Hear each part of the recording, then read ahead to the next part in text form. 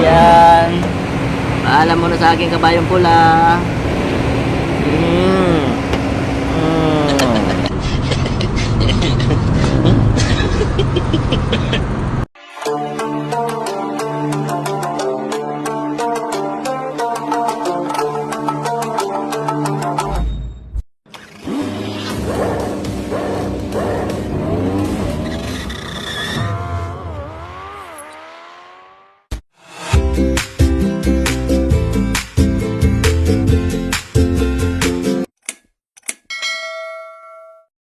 Ayan, magandang hapon sa atin lahat mga kayamba. Update lang tayo sa ating YT, sa ating YouTube. So, ang vlog natin ngayon is medyo malungkot, nakakalungkot. Ay, ang Kuya Umbaw ay wala muna tayong bibiyahe kasi ang aking kabayong pula ay uuwi muna siya ng Cavite kasi magpapagawa muna siya.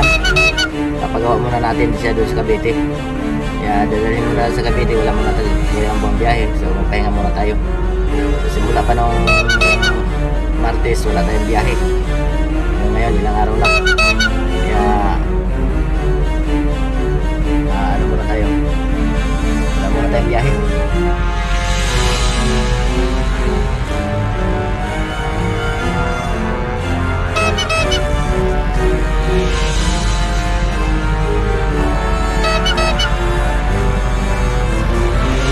Magpapaalam muna tayo sa ating mahal na kabayo na pula. Pagawa muna siya doon, pagaling muna siya doon kasi hindi na natin magbiyahe sa Grab kasi medyo maingay siya, medyo may kalampag lang siya sa ilalim. Kaya papagawa natin, nagkakaya kasi sa pasahero natin.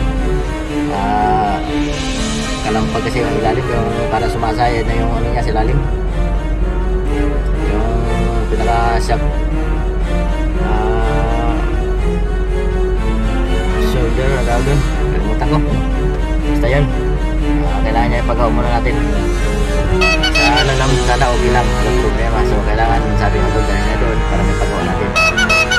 So pagod naman sa akin yun para maka-relax tayo, mapagawa natin para magandang kondisyon tayo sa Grab kasi maganda kasi sa Grab kasi magandang kita kay Grab kasi kay Lalamove matagal kasi makakuha ka man ng malaki malayuan, so pagbalik mo wala na.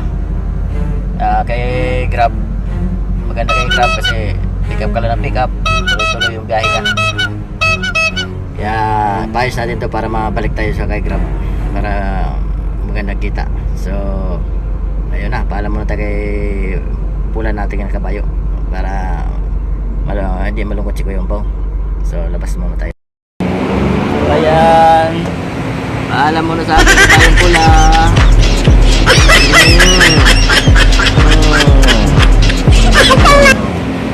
Magaling ka doon ha. Magaling ka aking pula kabayo ha. Magaling muna yan siya dyan kasi papagawa muna natin. Pagagawa muna natin kasi medyo maingay na yung panloob niya.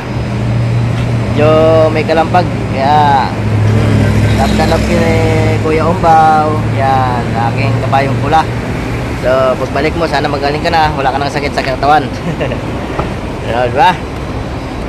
So ayan, paalam na sa kay kabayong pula. Kaya hatid muna natin to sa Cavite. Kaya wala muna si Kuya Umbaw. Pag papunta tayo doon, magbubuk muna si Kuya Umbaw. Kaya naghihintay ako ng book ng Cavite. Yan. Kaya biyahe muna tayo ng Cavite kasi magandang kondisyon ng sakyan. Kaya yan muna natin para magandang kondisyon ng sakyan.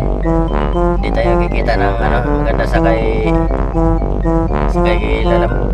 Yung Grab talaga maganda. So hintayin natin si Grab na magawa natin to. Kailangan magawa ulit. Wala mo nang kibayahin si Kuya Umbaw, so hindi natin alam kung anong pibiyahin ni Kuya Umbaw. So meron naman pabiyahe tayo doon. May L3 na ako, may kaibigan ako na L3. So gusto niya ipagamit sa akin para kung gusto kong magbiyahe daw, Lalamove din. Kaya maraming salamat sa ating mga kaibigan na hindi tayo pinapabayaan. marami tayong kaibigan na pwede pagtrabahuan, hingyan ng tulong, basta trabaho lang. Hinihingi natin ay trabaho lang naman, hindi naman tulong na financial na yung pera. Trabaho hinihingi natin sa mga kakuya igil natin. Yan ang mga kuya igil, tulungan yan, tulungan. Pag kailangan tayo ng trabaho, so marami tayong trabaho na pupuntahan. Sabi ni Kuya Bao, basta masipag ka, tapat ka sa trabaho, magandang mapupunta mo trabaho. Kaya sa Kuya Igil hindi ka mawawalan. Kaya magkakaroon, hindi ka mawawalan. Ganun lang yun. So yun lang, hatid na natin yung sakyan natin sa Cavite. At hinihintay na ito na may-ari sa utol ko. So babay na sa ating kabayang pula. Bye! Thank you, hanggang dito lang. So pahinga muna Kuya Bao pagbiyahe. Relax muna si Kuya Bao kaya para magandang kondisyon ng katawan. At saka ang katawan ng kasasakyan para makondisyon din. So relax muna tayo. Yun lang, sa sunod muli ating magkita. Mga Kuya Bao, hindi nyo na makikita sa mag-drive. Relax muna tayo. Kaya sa magawa yung sakyan. Hindi natin alam kung ilan araw magawa yung sakyan. So hintayin na lang natin. Abang-abang lang si Kuya Bao kung kailan magawa. So yun lang, hanggang dito lang yung vlog. Maraming salamat, thank you. Ayun lang aking update sa ngayong araw ito. Hindi mo na makapagbiyahe Kuya Bao sa aking pag-grab at lalamog kasi pagawa natin sakyan. So yun lang, hanggang dito lang, bye bye. Baka ma-miss niya ako. At update na tayo sa pagbabalik ni Kuya Bao sa ating paglalamog at pag-grab. So alright, thank you.